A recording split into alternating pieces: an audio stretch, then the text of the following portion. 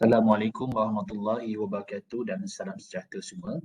So pada hari ini kita akan bincang satu lagi model dalam career counselling iaitu dikenali sebagai model development ataupun model perkembangan.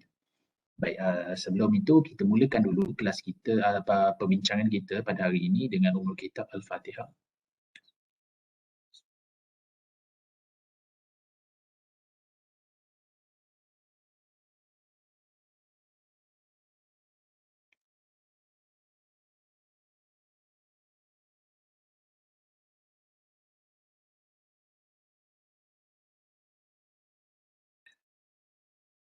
Baik, hari ini kita akan bincangkan berkaitan dengan developmental model. Baik. So developmental career ni kita lihat bahawa dia adalah satu model yang boleh kita gunakan untuk membantu kita dalam melakukan sesi kaunseling kaunseling individu, dan juga boleh juga digunakan oleh kaunseling kelompok lah. Tapi biasanya kaunseling individu ni, kaunseling kejayaan ini lebih sesuai jika kita gunakan individu lah supaya kita faham dulu isu utama dan kalau kita rasa ada kesamaan daripada isu lain kita boleh bawa kepada kelompok. Baik develop model apakah yang dimasukkan dengan career development development model, career counselling dalam development model. Pertama sekali kita kena faham bahawa career development ni adalah dia melihat bahawa perkembangan kejayaan ni adalah satu proses lifelong proses, maksudnya proses yang sepanjang hayat sepanjang hayat.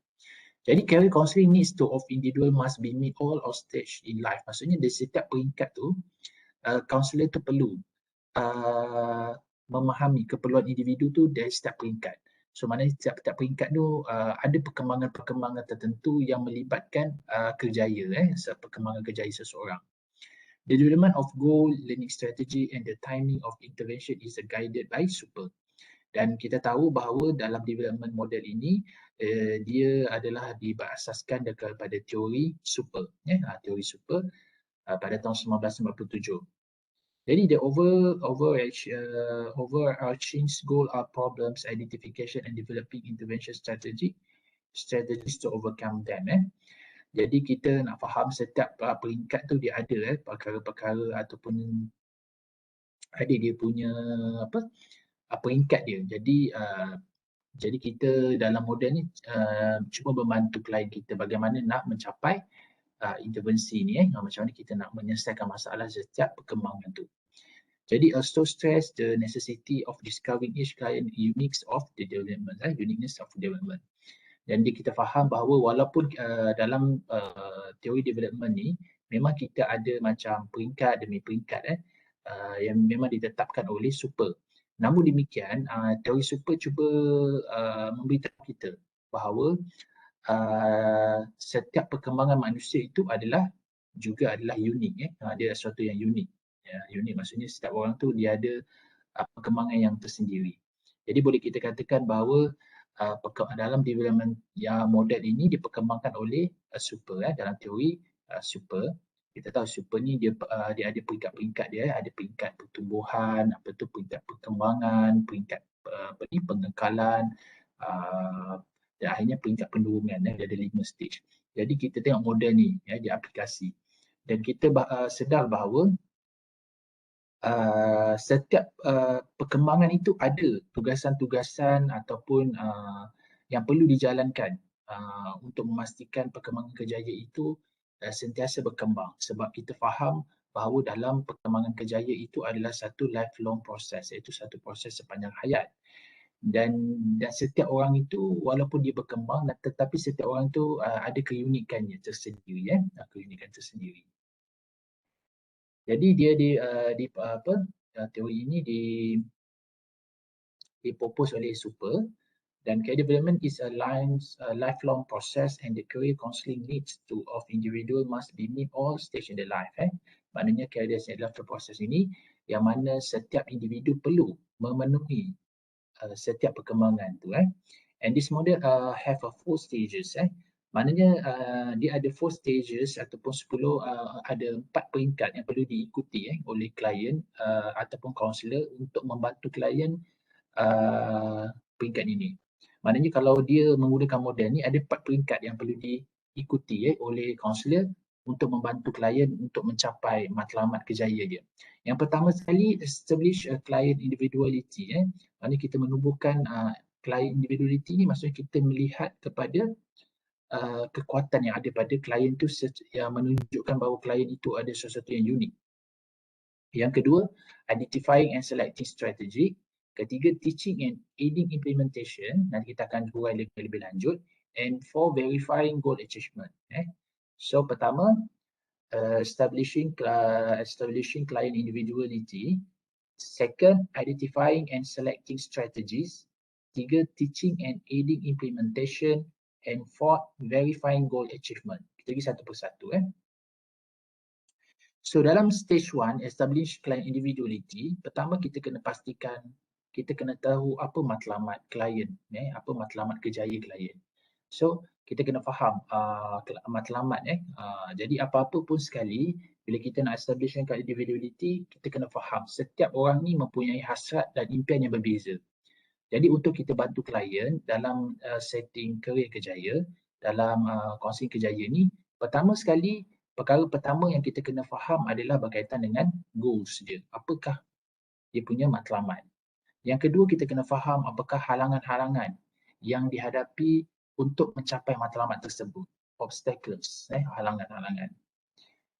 Yang ketiga, kita assess for secure goals. Adakah aset-aset, kita kata aset tu maksudnya apakah sumber-sumber yang kita boleh dapat, yang kita perlu ada untuk mencapai matlamat tersebut. And then believe about problem resolution and counselling. Jadi kita kena faham, fahamkan klien tentang masalah-masalah dan penyelesaian dalam counselling. And then action already taken, kita mengambil tindakan dan kita pergi kepada feeling klien, apakah perasaan dia, yang ini kita nak mencetuskan dia punya semangat, motivasi. Dalam kita melihat dia punya feeling ni macam mana, apakah motivasi dia untuk dia mencapai matlamat tersebut. And then learning style, cara dia belajar, sebab manusia ni dia ada pembelajaran dia berbeza-beza. Pembelajaran cara mereka belajar ni berbeza-beza. Ada yang mereka belajar menggunakan modal, ada yang mereka belajar suka menggunakan dari segi pembacaan, dan ada yang suka belajar melalui orang kata training, pergi melaksanakan. Jadi kita kena tengok klien kita ni learning style dia macam mana, apakah teknik learning style dia yang boleh membantu agar dia dapat lebih faham dan jelas bagaimana dia nak mencapai matlamat dia. Dan goal impediments, akhirnya kita tengok kepada matlamat. Okey, kita tengok apa yang dimaksudkan dengan goal impediment tu.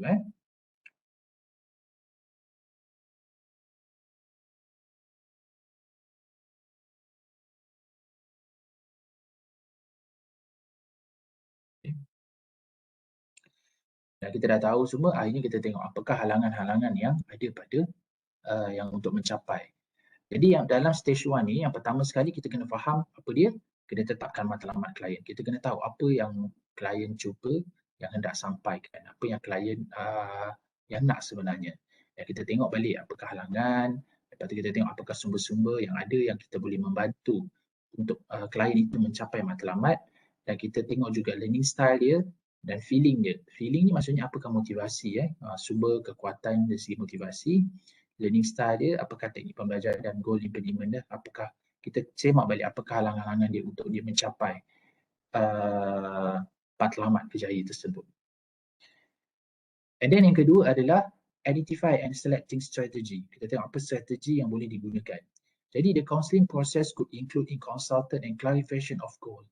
Jadi bila kita dah kenal pasti dia punya matlamat dan halangan, jadi kita kena bawa klien kepada mencari dan mengenal pasti apakah strategi yang boleh kita gunakan, tindakan-tindakan, langkah-langkah yang boleh kita gunakan untuk mencapai. Jadi for example, some client may decide to participate in a training program for writing resume or in interview competence training.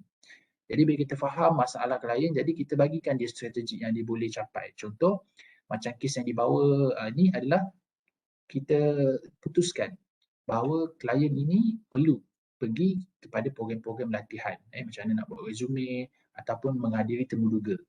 Ini yang digunakan oleh kita as a counsellor untuk membantu kita punya klien yang peringkat kedua. Jadi peringkat ketiga adalah kita teaching and aiding implementation. Maksud kita bantu dia. Macam mana dia nak, kita boleh ajar dia ataupun kita bantu dia macam mana dia nak melaksanakan strategi tersebut. Jadi the counselor's major task in stage 3 is to support the client in implementation strategy developed in stage 2. Jadi bila stage 3 ni kita boleh membantu dengan menggunakan sumber-sumber yang kita ada untuk memudahkan klien mencapai menjalankan melaksanakan strategi yang telah dirancang pada peringkat yang kedua tadi itu. Jadi the counselor may be directly involved with learning project. Okay. Example of learning strategy include assertiveness training, discussion with employment specialist, job search training and networking. Ini adalah satu contoh yang kita boleh berikan kepada klien. Contohnya bagi assertive training, sebab kalau dalam temuduga tu kita perlukan seseorang yang kita katakan sebagai confident. Jadi confident, jadi kita kena bawa dia berjumpa dengan, ataupun kita boleh bagi dia panduan agar dia pergi berjumpa dengan contohnya dia nak jadi engineer kan, ataupun contohnya nak jadi seorang kaunselor lah kan. Jadi kita suruh dia temuduga kaunselor-kaunselor yang pakar supaya dia mendapat feeling tadi tu. And then job search training and networking kita buat latihan-latihan macam mana nak mencari kerja, dan kita perluaskan rangkaian kerja networking lah. Kita ada sumber-sumber yang lain untuk kita perbesarkan kita punya networking. Dan stage yang terakhir adalah stage yang keempat, iaitu verifying goal achievement. Jadi stage 4 is consists of reviewing the effectiveness of strategies in an alternative during this stage. Jadi the counselor provides support for the client's effort for goal achievement. And one major objective is to increase client confidence for developing strategy that can serve as example for the future. Jadi yang keempat ini adalah kita orang kata lebih kepada sokongan yang berterusan untuk kita meningkatkan keyakinan kepada klien untuk dia memberi perkhidmatan yang lebih baik untuk pekerjaan dia dan di masa-masa akan datang. Itulah 4 je peringkat dia development ni yang perlu diikut. Jadi development model ni this model stress client individuality and the client unique develop is used for establish goal and subsequent strategy to implement the goal. Maknanya kalau kita lihat secara keseluruhan model ini menekankan tentang keunikan sesuatu individu itu untuk mencapai satu matlamat dan juga strategi-strategi yang perlu ada untuk mencapai matlamat tersebut. Okay? Jadi manusia ni macam unik, dia ada cara dia. Jadi kita hanya membantu dia untuk dia melihat keunikan yang ada pada diri dia. Setiap orang ni dia ada cara dia. Dia ada learning style yang berbeza, dia ada feeling yang berbeza, dia ada semua motivasi yang berbeza. Yang itu yang kita nak cari dalam pada diri klien tersebut. Identifying and clarifying problem and potential problem that could hinder the success of the counseling process is very important. Jadi dikata kat sini kena pasti dan meneroka masalah tu ataupun masalah-masalah yang menghalang dalam klien itu mencapai sesuatu matlamat itu adalah satu proses counselling yang dikatakan sangat penting. It's very important. Okay? And a list of specific impediments to goal is a unique feature, is the model. Jadi model ini berbeza sikit dengan model-model yang lain kerana model ini melihatkan kepada specific impediments goal. Dia nak lihat apakah halangan utama untuk seseorang itu mencapai matlamat tersebut. Dia akan dilihat ini apakah yang membezakan untuk feature the model. Jadi kalau model lain dia tak tengok sikit halangan tu, tapi dalam model development ni dia tengok. Okay, apakah yang specific impediment goal tu unique feature in this model. Okay. Okay. Jadi kita tengok ni satu case yang kita boleh baca bagaimana seseorang itu menghadapi masalah dalam kerjaya. Okay, cikgu baca, discuss a present problem identification in a development model. Jadi Lau at age 37 needs assistance in finding an appropriate career. She had been employed in several jobs including waitress and bartender, and she is currently working in a nursing home for the elderly as an aide.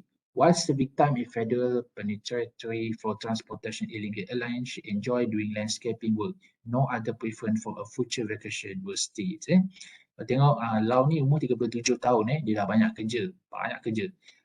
Pelbagai kerja dilakukan. Dia pernah berlaku jadi waiter ataupun jadi bartender ni, kerja di bar. And she currently work dan sekarang ni baru-baru ni dia bekerja sebagai nurse pembantu di satu rumah yang menjaga orang-orang tua kan. Dan dia juga kadang-kadang tengok dia berminat untuk landscape work. Jadi Lau come from the dysfunctional family. Her parents divorced when she was age 3 and she was placed in a foster home. She dropped out of school at age 15 when she became pregnant. She later received a GED. She has been married on 2 occasions and claimed incompatibility when divorcing her 2 husbands. She had no children from her marriage but did have a children out of wedlock when she was 50 years age. The child now age 21 is serving time for substance abuse. Lau is currently living alone. Rupanya Lau ni ada masalah family masa dia 3 tahun lagi kan. Okay, dan dia pernah duduk di rumah anak-anak yatim foster home, rumah perlindungan lah. Dan dia pernah dia berhenti bersekolah pada umur 15 masa tu masa muda lagi sebab kerana dia pregnant jadi dia pernah berkahwin dengan 2 dan akhirnya dia bercerai dengan suami dia. Okey, dan dia tak ada cedera pada dia dipanggil anak luar nikah dan masa dia berumur 16 tahun, masa perkahwinan dia tak ada anak tapi dia ada anak luar nikah pada dia beranak anak tu pada umur dia 16 tahun dan kanak-anak ni sekarang umur 21 tahun dan sekarang dia ditempatkan di substance abuse. Pada dalam umur sekarang ni 37 dia sekarang ni tinggal keseorangan. Her development history also includes substance abuse. She began drinking alcohol at age 30 and started using drugs at age 15. Currently, she is attended a local AA, Autonomous Anonymity, Alcohol Anonymity, a group every evening and claim to have been drug and alcohol free from 26 months. Lau has appropriately dressed and her speech was spontaneous, goal-directed, and a normal rate and rhythm. She was alert and recent and remote memory were intact. She is obviously streetwise but less academical oriented. Dan kita tahu juga Lau ni ada masalah terlibat dalam sexual abuse terutamanya alkohol dan juga dadah lah pada umur dia bermula minum alkohol umur 13 dan pula 15 tahun dia terlibat dengan dadah. Dan dia terlibat juga dengan dia melibatkan dengan AA ni satu grup yang grup orang kata grup support ataupun grup yang membantu dalam substance abuse substance abuse terutamanya alkohol ni ada satu grup support lah AA ni kalau kita belajar kalau kita belajar substance abuse ni AA ni adalah satu benda yang diwujudkan di negara barat untuk memberi sokongan kepada mereka yang terlibat dengan alkohol lah terutamanya. Dan kita tengok cara penampilan kaunselor menjelaskan bahawa Lau ni dia ada appropriate speech dia spontaneous, dia ada matlamat dalam hidup dia sebenarnya. Okey, tapi normal sajalah. Dan dia seorang yang kita nampakkan memori dia bagus dan dia streetwise but less academic oriented lah. Okey.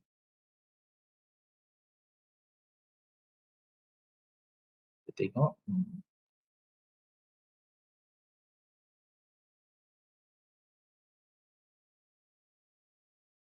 Okey, dia ada kelebihan-kelebihan yang kita boleh tengok yang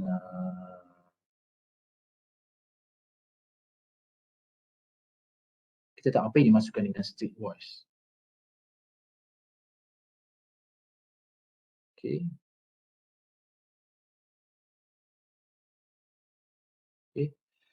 Okay, remote very she is very streetwise but less academic oriented. Mana kita tengok kekuatan Lau ni dari segi dia banyak masalah lah, problem, tapi kita nampak dia ada kekuatan dia maksudnya dia ada directly dalam hidup dia. Dia masih inginkan tujuan dalam hidup dia tapi dia mempunyai akademik yang sangat rendah. So macam mana kita boleh bantu dia? Kita tengok. Recent testing result revealed that Lau was functioning the average range of intelligence. Dia mempunyai intelligence yang sederhana kan. Okay. She was weak in academic subject including the basic of reading, spelling and arithmetic. Dia ada masalah yang kita nampak dia lemah subjek-subjek membaca yang basic membaca, mengeja. Lau was disappointed in herself for her past action and for her current inability to find direction for a career. She described her current condition as constantly being tempted to drink alcohol or to use drugs. As put it, it's a daily fight.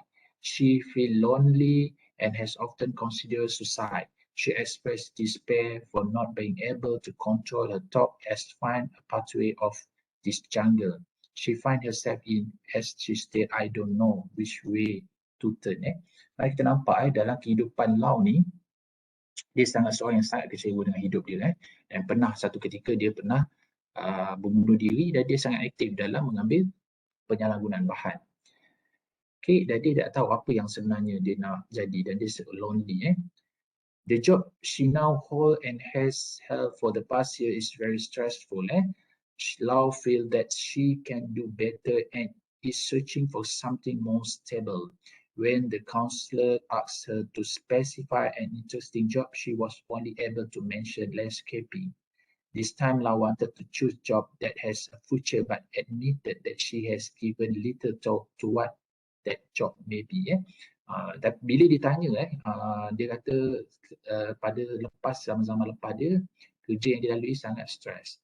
Tapi dia minat kalau kat sini dia kata dia minat tentang landscape. Landscape jadi dia nakkan kerja yang lebih stabil. Itu yang kekuatan yang ada pada Lau sebenarnya. From this data, the counselor was able to build the client profile using a list of impediment to goal establishment lah.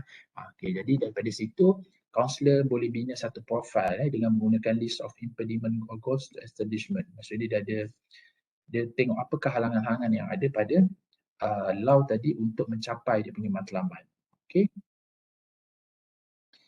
Jadi yang pertama sekali goals. Kita tengok klien tak clear dia punya goal. Dia klien has clear goal as a develop planning kan. Jadi kita tengok bahawa Lau itu dia tidak ada kerja, dia tak clear dengan dia punya matlamat dia.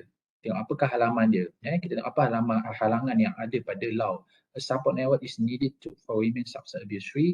She need to learn problem solving and decision making skill. Jadi Lau ni dapat dia ada halangan dan sebab dia terlibat dengan dadah, jadi dia perlukan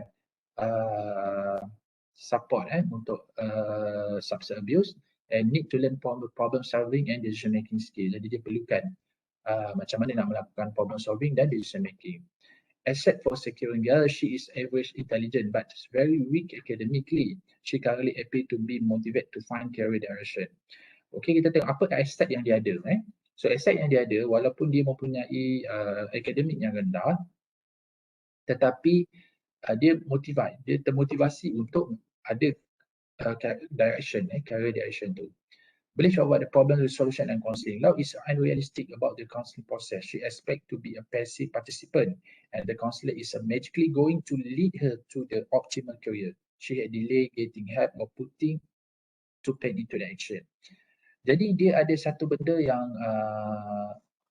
salah tentang counselling. Dia katakan bahawa counselling ni adalah satu yang boleh memberi dia apa ni orang kata macam magic show lah, macam kling bagi dia boleh dapat sebenarnya tidak. Dan yang penting kita kena faham bahawa dalam counselling ni kita kena bagi dia yang dikatakan sebagai magic apa ni, bagi dia buat perancangan tadi untuk dilaksanakan. Jadi action already taken, there is evidence of insufficient perseverance. She has not been actively involved in helping herself. This may very well be a matter of numerous personal problems, including substance abuse, that have limited her ability to plan time for career counselling. Jadi adakah dia ada apa ni tindakan yang telah dilakukan? Maksudnya nampak macam tak ada kan, macam tak ada, dan dia pun tak boleh nak bantu diri dia sebab dia jangan cakap pasal kerjaya, untuk diri dia pun tak ada sebab dia terlibat dengan dadah. Jadi apa kita tahu apa dia punya kekuatan feeling dia. Her thinking tend to be very concrete. She oversimplify a solution to problem. Currently, she is depressed and in immediate need to support system. Jadi kita tengok dari segi feeling dia, okay, dia sangat konkret, okay, dia perlukan pemikiran yang lebih konkret. Dia tidak boleh melihat penyelesaian tu dengan secara ringkas. Dan kita tengok dalam sekarang ni dia punya perasaan dia sangat tertekan ataupun kecewa, depressed dan dia mengalami kemurungan. Kita tengok pula apakah learning style. Law would be best equipped to learn by observing. Job shadowing is recommended. Information processing is weak. Jadi kita tengok dia mempunyai akademik yang rendah dan proses informasi dia pun lemah. Jadi cara paling mudah untuk dia belajar adalah melalui pemerhatian, observing. Job shadowing ataupun dia macam dia kena tengoklah senang dia belajar melalui pemerhatian. Itu kekuatan dia. Jadi apakah goal impediment dia? This client has unclear goals. She has insufficient knowledge of her resources to reach a goal. She has a misconception about the counselling process per se. That is require her active participant. There is evidence of emotional instability, suicide ideation, interpersonal conflict that is going to require a psychotherapy. Mana kita nampak bahawa Law ni seorang yang tak clear dia punya goal, insufficient nature resource and she misconception about the counseling process. Jadi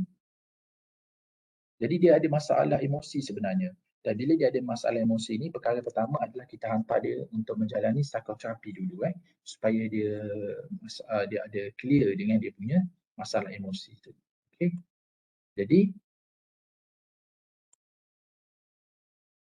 kita tengok the counselor decide to refer Law to further evaluation by mental health counselor. He approach is refer very carefully lah. Maksudnya bila kita tahu keadaan dia, apakah halangan untuk dia mencapai matlamat tersebut, jadi kita kena counselor berhajat untuk bawa dia kepada mental health dulu lah untuk evaluation, untuk penilaian kesihatan, kadar kesihatan mental. Okay, jadi apa dia punya counselor punya dialog. Lau, you have mentioned at several occasions that you have been in trouble with your personal life. Could you tell me more? I don't know. Okay, Lau pun jawab, I don't know. I believe that I told you most of it. I just didn't get a good start, and before I know it was in trouble. Then more trouble come along and I just sort of fell into a trap I could get out of. I guess that I should have gotten more help along the way. Ini dia perbualan dia lah, dia cerita tentang kesusahan dalam dia menghadapi kehidupan. Jadi kita nampak bahawa kita lihat dalam kita nak bantu klien ni adalah yang pertama sekali kita kena bagi dia bantuan dari segi psikoterapi dulu. Bagi psikoterapi dulu. Jadi kita tengok apa dia kata. Lau appears satisfied with the recommendation and agree to the suggestion from the counselor. Personal counselling require Lau to focus on personal problem, which demand considerable effort and time on her part. Lau was to continue with personal counselling as needed. She eventually continued with career counselling and was successfully placed on the job in the local factory after completing a pre-vocational training program in which she was given instruction and appropriate interaction with peer affiliation on job, budget management and job interview skill training. The career counsellor made it clear that it was available for follow-up visit lah. Maknanya bila kita tengok, kita bantu Lau ni dia ada isu problems, dia ada personal problem sebab dia seorang penagih dana, dia seorang child addict, at the same time dia lonely, dia tak ada siapa nak bantu dia. Jadi kita boleh bagi dia dua dalam satu lah. Satu suruh rujuk dia kepada psikoterapi yang berkaitan dengan mental health dia, dan kita juga boleh bantu dia kerjaya dia. Okey. Jadi itu cara bagaimana kalau kita menggunakan model inilah. So kita tengok apakah matlamat yang klien nak capai dan kita tengok dia punya learning style, feeling dia, apakah masalah dalam dia mencapaikan masalah. So dalam kes Lau ni kita lihat bahawa dia ada masalah berkaitan dengan dia sendiri mempunyai problem, personal problem. Dia seorang dia addict, dia alcoholism, and then at the same time dia lonely, dia tak ada siapa. Dia ada juga masalah-masalah dulu yang terlibat dengan seks luar nikah dan dia ada anak luar nikah. Jadi kita bantu dia daripada aspek mental health dan pada yang sama juga kita bantu dia pekerjaan dia. Dia ada dua benda. Sebab kita nampak perkembangan dia, sebab dia banyak dipengaruhi oleh perkembangan dia masa silam. Jadi itu yang cara kita boleh bantu klien dengan menggunakan developmental theory. Okay. So setakat ini saja perbincangan kita berkaitan dengan model.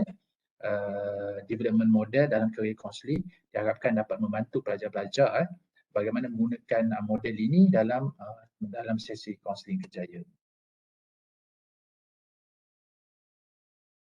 Okey, setakat ini dahulu perjumpaan kita hari ini. So, cikgu tundakan video pembelajaran perkongsian hari ini dengan atas speaker pada Suara Thomas.